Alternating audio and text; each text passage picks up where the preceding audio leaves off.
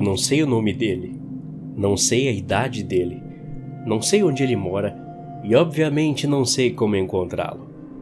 Tudo o que sei é que ele é perigoso e está solto nesse exato momento.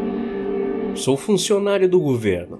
Trabalho em um laboratório de pesquisa que desenvolve armamento experimental, principalmente de material biológico. Não quero dizer muito mais que isso, pois já corro o risco de expor minha identidade, mas posso dizer que não sou um estagiário. Eu vi coisas, estudei coisas, criei coisas. Eu criei uma lenda da internet. Na verdade, eu recriei, dando vida verdadeira ao ser. Confuso? Eu não te culpo. Se você está ouvindo isso, então deve conhecer bem sobre lendas e mitologia, coisas que se alimentam de nossa imaginação coletiva para se tornarem mais poderosas, que vivem cada vez mais próximas de nós à medida que pronunciamos seus nomes e contamos suas histórias, crescendo e evoluindo até se tornarem uma força própria, imparável, inesquecível. Nesse caso, estou falando do Homem do Bloco de Notas Vermelho. Não tenho certeza, mas acho que sua lenda começou por causa de uma corrente de e-mail no final dos anos 90. Você sabe como funcionam essas correntes, né? É tipo, encaminhe para 20 pessoas na próxima hora ou você morrerá em 2 dias. Exceto que na lenda dele foi um pouco diferente. Na história desse homem, era dito que quando ele encontrava suas vítimas, simplesmente as desenhava. Entretanto, os desenhos não eram nada normais. Às vezes, ele desenhava suas vítimas afogando-se até a morte, morrendo queimadas. Outras vezes, definhando em uma cama de hospital. É uma típica história de internet, que você encontraria em qualquer site de lendas. Mas em todas as versões dessa história, tinha uma coisa em comum. Depois do Homem do Bloco de Notas desenhar suas vítimas morrendo, elas realmente morriam conforme ele desenhava. Seus desenhos eram completos. Não era simplesmente um boneco de palito com um círculo para representar a cabeça. Em seus esboços, as figuras eram uma obra de arte detalhada, com sombreamento imaculado e linhas perfeitas. Seus esboços levavam horas para serem feitos. Às vezes demoravam dias. Só depois que ele terminava o desenho, assinava com suas iniciais bagunçadas. E depois disso, a sentença de morte da pessoa que ele escolheu era desencadeada. Quando recebi a tarefa no laboratório de recriar essa lenda, eu ri. Dar vida a uma lenda? Lembro-me de dizer ao meu chefe: você sabe que o dia da mentira foi há 6 meses, né? No entanto, ele não riu junto comigo. Lembro-me de como ele respirou fundo, ajeitou a blusa e se sentou na cadeira em minha frente. O medo, disse ele com cuidado. O medo é uma arma mais poderosa do que balas e bombas. Precisamos disso para agora. Obviamente que cumpri a ordem que me foi passada. Isso tudo que acabei de contar ocorreu há exatamente 6 anos. Eu cresci desde então, mental e fisicamente. O homem que recriei em laboratório também. Ele começou a vida em um tubo de ensaio, sem forma e indefeso. Em pouco tempo, porém, ele estava andando, falando. E depois de não muito mais que isso, ele estava matando. No início, matava apenas prisioneiros, criminosos condenados que eram liberados para nossos estudos. Sentávamos os dois em um laboratório que chamávamos de Sala Vermelha. O prisioneiro acorrentado e o homem atrás de uma divisória de acrílico ficavam cara a cara um com o outro. O homem do bloco vermelho os desenharia e eles morreriam. Às vezes, eles pegavam fogo. Outras vezes, tinham urticária, coçavam a própria pele com sangue e se esfolavam vivos. No fim, sempre morriam. É desnecessário dizer que proibimos o homem de usar o seu bloco de notas quando os experimentos não estavam em execução. No intervalo de seu, entre aspas, trabalho, Ele sentava sozinho em sua pequena cela, curvado no canto com a cabeça baixa, com apenas um colchão fino, uma tigela para cagar e mijar e 2 refeições por dia. Não havia muito mais para ele fazer. Mantivemos 2 câmeras apontadas para ele na frente da cela, monitorando o homem o tempo todo. Nós até nos certificamos de trocar os turnos dos guardas e sempre colocar mais de um, para não dar chance dele conseguir persuadir alguém. Graças ao trabalho da equipe que trabalhou comigo para desenvolver ele, o homem raramente precisava de banhos, então ele estava quase sempre fechado a 7 chaves.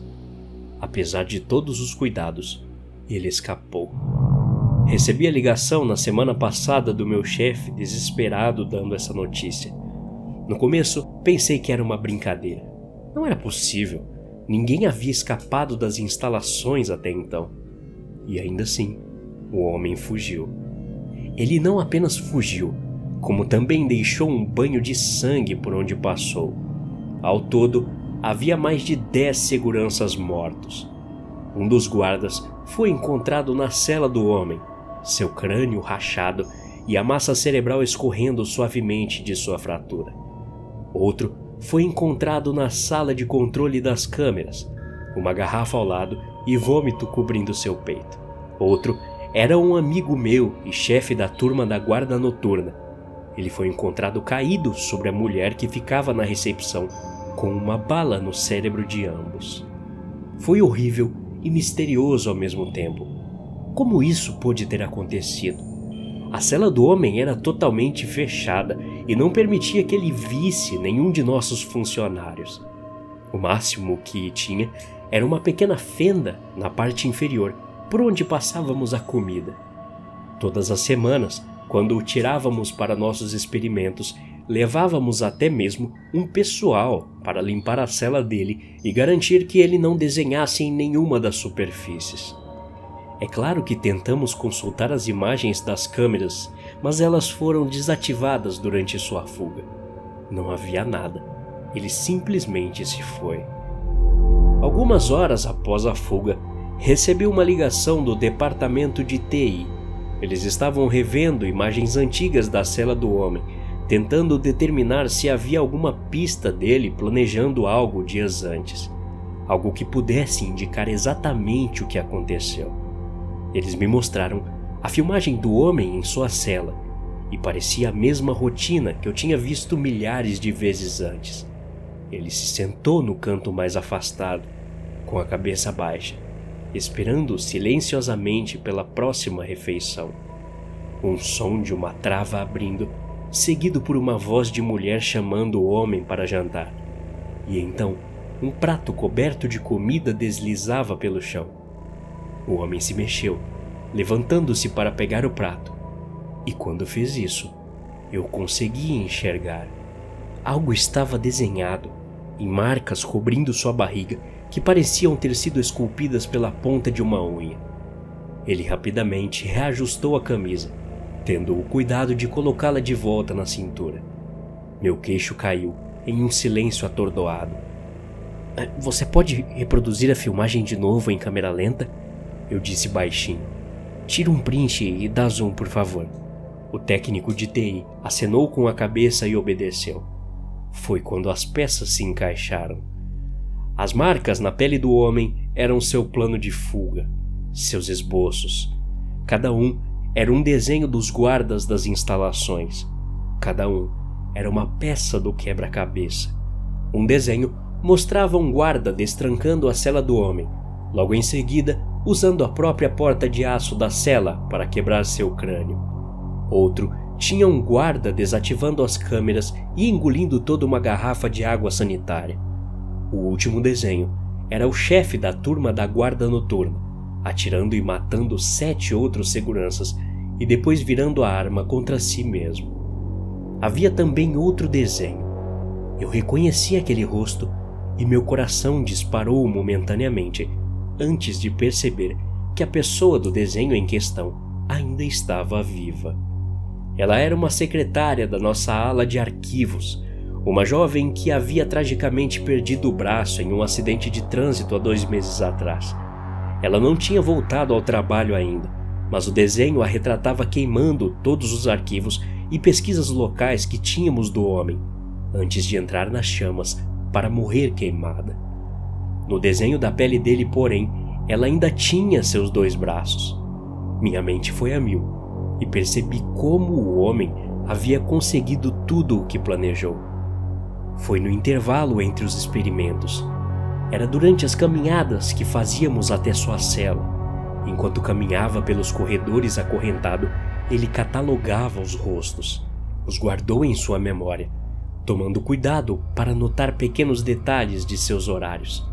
Afinal, ele cresceu aqui, passou anos nas instalações.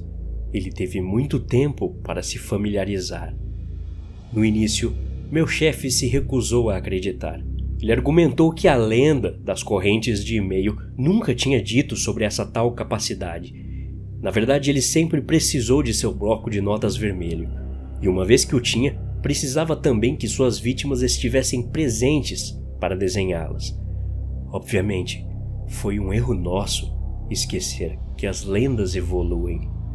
Esse erro custou a vida de várias pessoas. Vejo isso nas notícias. O governo se recusa a comentar sobre isso.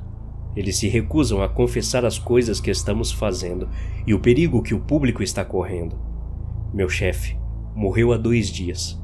Um dia antes, um membro da minha equipe de pesquisa faleceu. No dia anterior, 2 outros membros morreram. Eu provavelmente estaria morto se não tivesse visto meu desenho na cela dele e apagado. Portanto, agora estou resolvendo o problema com minhas próprias mãos. Estou alertando você, o público. O homem com o bloco de notas vermelho está lá fora.